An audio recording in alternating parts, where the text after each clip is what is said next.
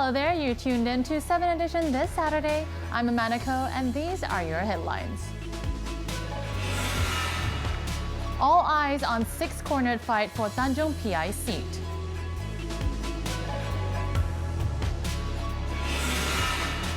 Malaysia rejects less than $2 billion offer from Goldman Sachs. Also tonight, U.S. government launches security probe into TikTok.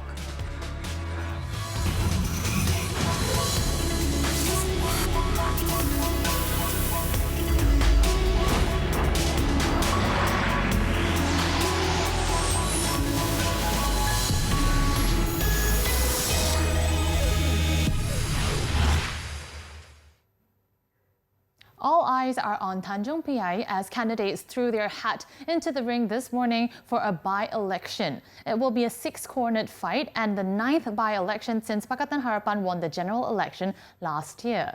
The Election Commission said no candidates were rejected and is expecting a 70% voter turnout by the election. Tanjong PI Parti Pribumi Bersatu Malaysia Division Chief Karmaini Sardini was the first to hand in his nomination papers at 9 a.m. The 66-year-old architect is no stranger to the local political scene, as he was one of the main leaders that set up Bersatu in Tanjong PI. He was a former teacher at SMK Teluk Kerang, who continued his studies in architecture and worked as an architect with Kuala Lumpur City Hall between 1980 to 2000. Karmaini was previously UMNO Tanjong PI treasurer. Contesting for Barisan Nasional is MCA's Tanjong PI Division Chief Datuk Seri Dr. Wee Jack Seng. A Pontian Kecil native, he began his political career by joining MCA in 1989 before contesting the Pekan Nana state legislative seat and winning it by defeating DAP's Tan Hang Meng in the 2004 general election. Datuk Seri Dr. Wee has also previously held the Tanjong PI seat for 2 terms since 2008, but lost to Pakatan Harapan's Datuk Dr. Muhammad Farid Mat Rafiq in last year's general election. Datuk Dr. Badrul Hisham Abdul Aziz from Burjasa, a tiny Islamic party that was an ally of PAS. He was an academician with 23 years of experience in public and private universities in various roles before he joined the corporate world, in which he has 10 years of experience in the chemical industry. Wendy Subramaniam from Gerakan also joins the ring. The 38-year-old lawyer is from Johor Bahru and is the youngest candidate in the by-election. She is of mixed Indian-Chinese parentage and speaks fluent Mandarin. As for the independent candidates, we have Dr. Ang Chuan Lok. The 49-year-old operates a tuition center and wants to be a third voice who fights for the people. He said education is a key part of his agenda to ensure the community has the right quality of education. The other independent candidate is businesswoman Faridah Aryani Abdul Ghani. The single mother of 4 is a freelance auditor and hails from Simpang Renggam, Johor. She said she was roped into contest at the last minute to replace Shamsu Bahrin after he had a heart attack at 1 a.m. today. Farida said if she was elected, she would fight for all taxi drivers and e-hailing drivers in the country. The by-election is being held after its previous Member of Parliament, Datuk Dr. Muhammad Farid, died of a heart complication on September 21st. In the last general election in 2018, he had won with a 524 majority, defeating Wee and Nordin Othman from PAS. Polling day is set for November 16th. Meanwhile, the Malaysian Anti-Corruption Commission opened its operations room in Tanjong PI to keep a close watch on the by-election. This to enable the public to share information or make complaints concerning any corrupt activity or abuse of power.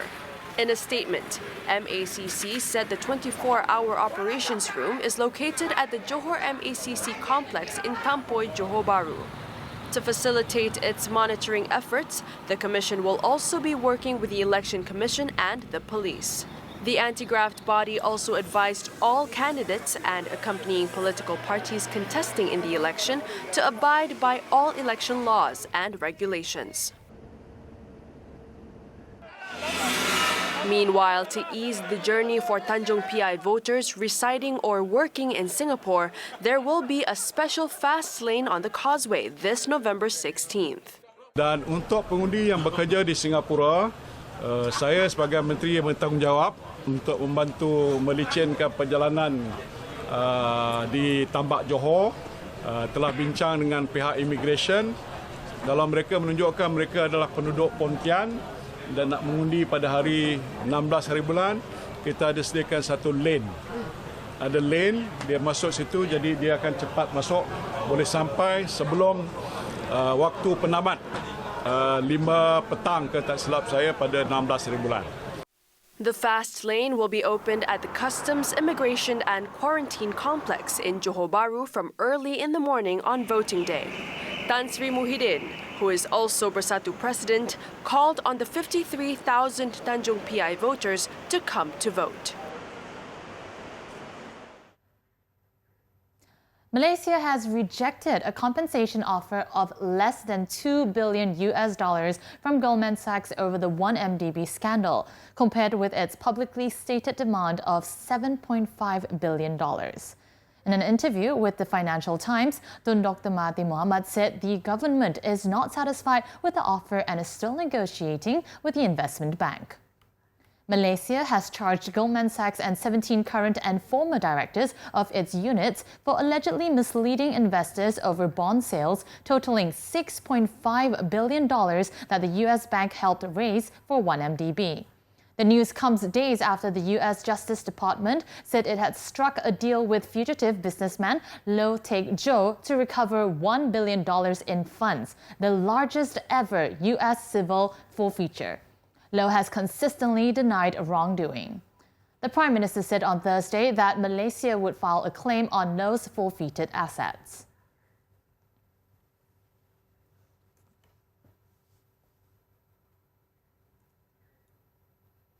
In other news, the Deputy Prime Minister today said the government will fine-tune the policy for child safety seats to be made compulsory. Complaints by parents regarding the high prices of child safety seats will also be looked into. Speaking to the media after officiating her ministry's Family Day in Putrajaya this morning, Datuk Sri Dr. Wan Aziza Wan Ismail said the safety of children on the road was a priority for the government, but they also understand the problems faced by parents. Among the complaints from parents were that the seats were unaffordable. Kita dah buat polisi bahawa kita nak safety anak-anak ni yang paling utama. Sebab kita pun nak negara tua, jadi banyak sangat aksiden, kemalangan jalan raya melibatkan kematian, terutamanya kanak-kanak. Jadi ini adalah salah satu langkah. Memang kita kekangan tu ada pada segi mereka tidak mampu, namun kita nak fikirkan pada keseluruhannya. Last month, the Deputy Premier announced that the government will be enforcing the child safety seat rule for vehicles starting January 1st next year. The new policy seeks to better protect vulnerable babies and toddlers who often have disproportionately large and heavy heads and are at risk for serious head, neck and spinal injuries when thrown forward in forward-facing car seats. It is also to ensure children are protected from serious injuries or fatalities during road accidents.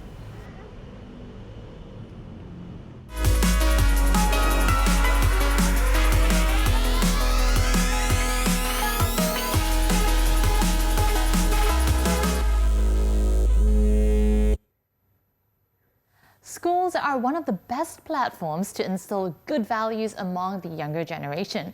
And that's what SK Sri Harthamas did today when students, teachers and parents planted 100 pokok semambu in their Unity We Love Tree program. Raja Farahani Amanda Raja Faisal has the details. The Unity We Love Tree program started at 8 a.m. involving students from Standard 3, 4 and 5. Apart from the tree planting, there were also group activities like singing the national anthem and quizzes. Rasa berbakti pada sekolah, dapat tengok pokok-pokok di sekolah. Dapat mencantik. Sebab mencantikkan sekolah. Lepas tu dapat udara yang segar. Gembira dan seronok. Kenapa gembira dan seronok? dapat belajar alam sekitar. Organised by Yayasan Perpaduan Malaysia in association with Tata Consultancy Services, the two main goals of the program were to strengthen the unity among the multi-ethnic students and maintain the environmental sustainability.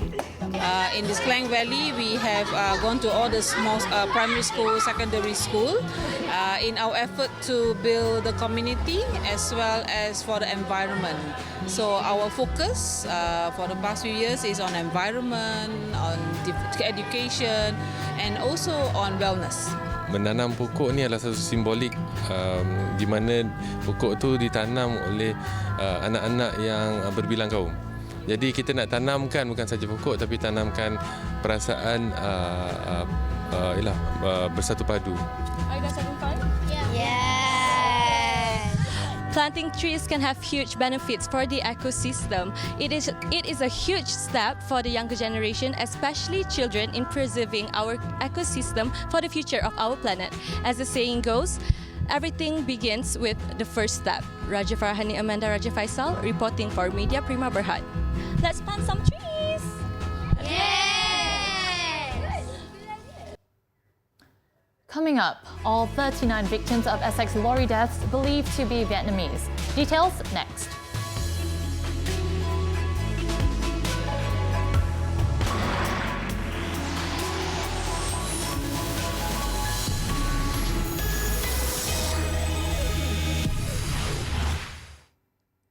Thanks for staying with us. In foreign news, the U.S. government has launched a national security investigation into the Chinese-owned video app TikTok. The review by an intergovernmental panel may be looking into whether the app was sending data to China. The news comes after U.S. lawmakers called for a national security probe into TikTok, concerned that the company may be censoring politically sensitive content and raising questions about how it stores personal data. A review could look into the acquisition in 2017 of TikTok, which at the time was known as Musical.ly by Beijing-based ByteDance. TikTok has been growing more popular among teenagers, with over 110 million downloads in the US alone. Lawmakers are concerned that the app collecting massive amounts of data on Americans is a potential serious threat to the country, and that it could be used to influence voters in next year's election in the same way Russians manipulated US social media in the 2016 campaign.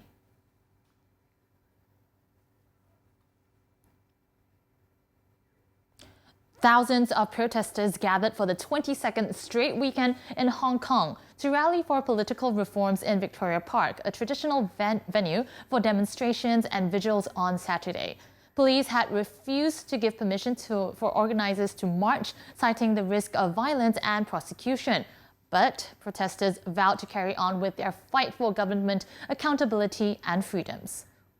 The fast-moving crowds headed to the park through the Causeway Bay shopping district, some pulling up metal fencing to build street barricades. Activists threw petrol bombs and bombs made from gas canisters, while cops fired volley after volley of tear gas to disperse crowds, many in black and wearing masks. Police were also seen making multiple arrests throughout the day. The latest clashes come after China warned on Friday that it would not tolerate any challenge to Hong Kong's governing system and planned to boost patriotic education in the city.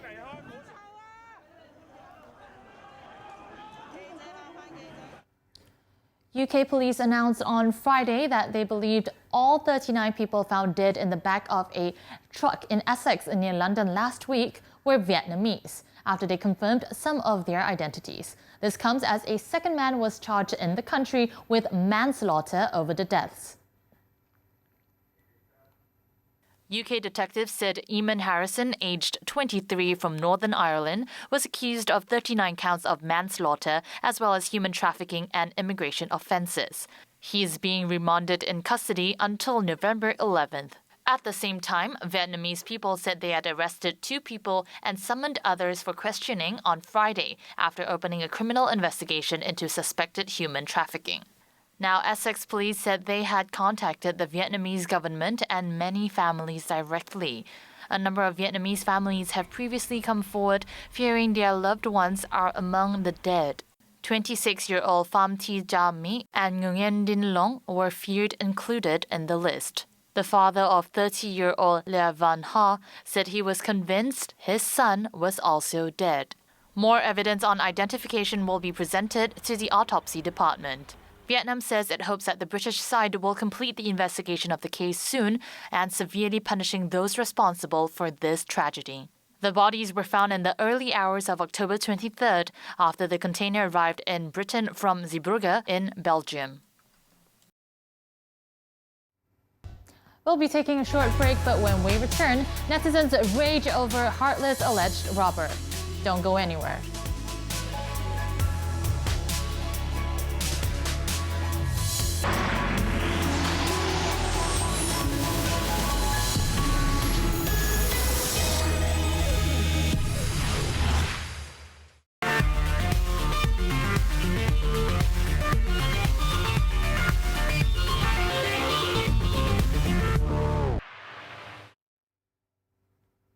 Now it's time for My Game On for the latest on esports and gaming news in Malaysia. As the country's esports scene continues to grow, many challengers are faced within the industry that can tarnish the image of Malaysian esports. Key players such as the Malaysian Digital Economy Corporation, MDEC, and esports brand Kitamen plays vital roles in boosting the image of esports in Malaysia. Here's Wan Aizul Islam with the details.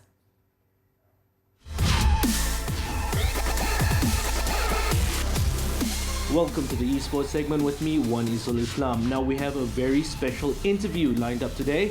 We have Encik Hasnul Hadi from MDEC as well as Jazelle Jomnen from Kitamen, and we'll be talking about their focus within the Malaysian esports industry.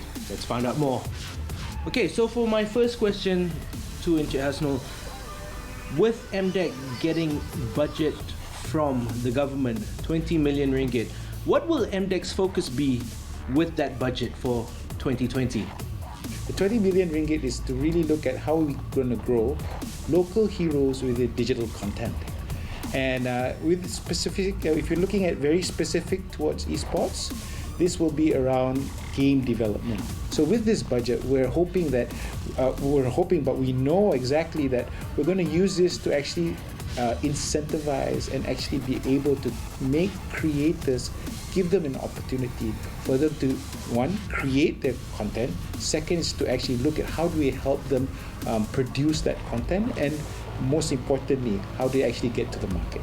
Now we have Kitamen, who have always been addressing the local esports and boosting the image of esports, especially here in Malaysia. Now, Jazelle, what can you tell me? How can esports be elevated more in this region? What more can be done? I think one of the things that we can do to further bolster esports is to improve its legitimacy and affirmation, similar to what Hasnul was mentioning. And I think going further more than just issues between organizers and participants, I think we need more legitimate content. One thing that's been quite highlighted in the industry, especially for esports, is healthy gaming. Now, how does healthy gaming, why is it important first of all, and how does that help mix or combine with creative content industry?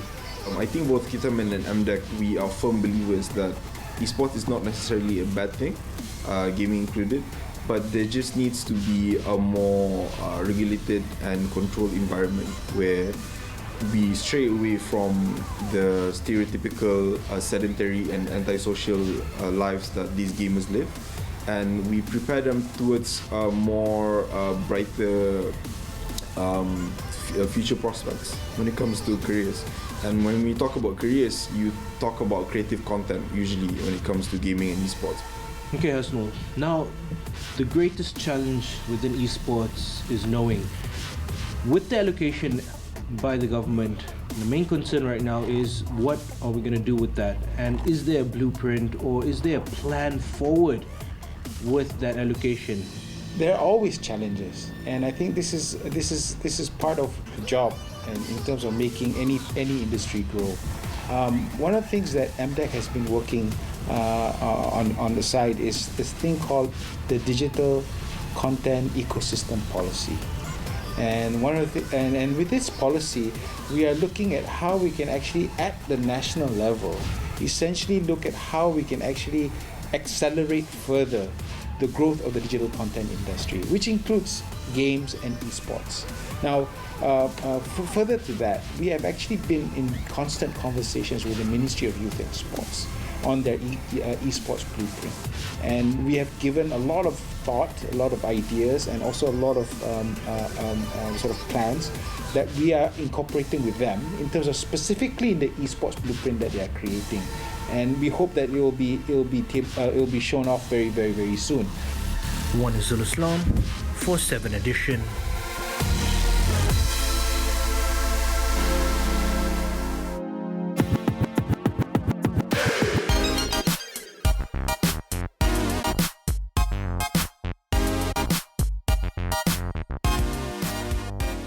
Now let's hop on to Clickbait, where we take a look at what's trending and making the rounds in the cyber world today.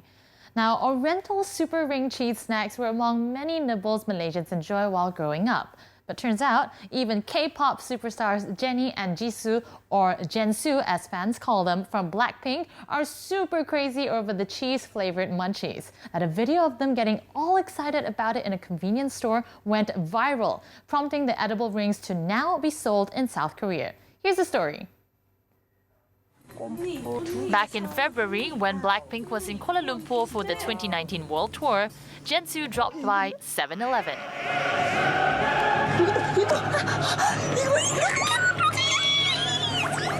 As they were browsing the snack section, they squealed with joy when they found packets of a Super Ring. Apparently, they've snacked on the cheesy nibbles when they were in Singapore and says that they're on the hunt for more from now on. To no surprise, Jensu made such an impact with the clip that Super Ring is now sold in South Korea for 1,200 won, which is approximately 4 ringgit 29 cents. Netizens swarmed the thread, saying how much the price is hiked for the snack, while others claim that it is pretty much the standard price of crisps sold in the country. Meanwhile, some Twitter users pointed out that the sign selling the snacks even included the phrase "Malaysia's #1 snack" and expressed how proud they are to be Malaysian.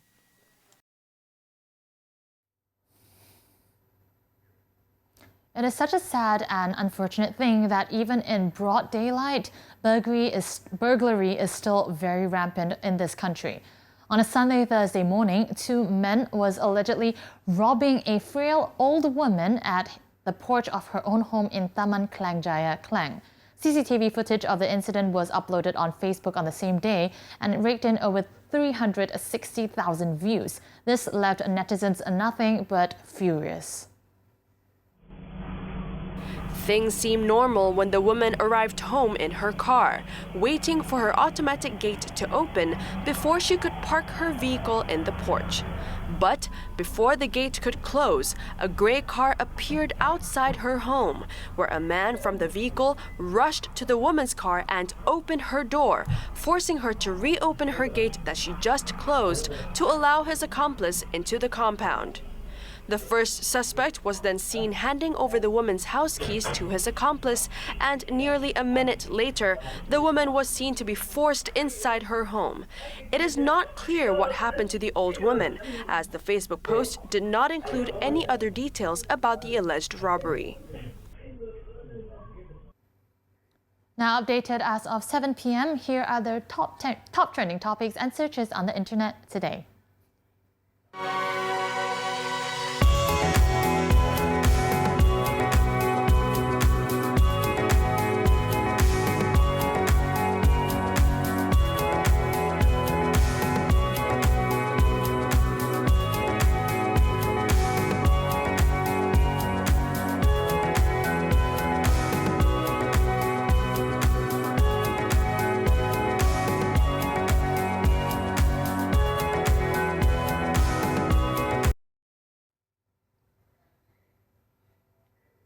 We've reached the end of the bulletin. To wrap up 7Edition, here's a heartwarming tribute video to YouTube star and sensation Grandpa Kitchen, who died 5 days ago, aged 73. His real name, Narayana Reddy, the 73-year-old resident of Telangana, India, rose to internet fame for cooking huge meals, which would be given to children in the community.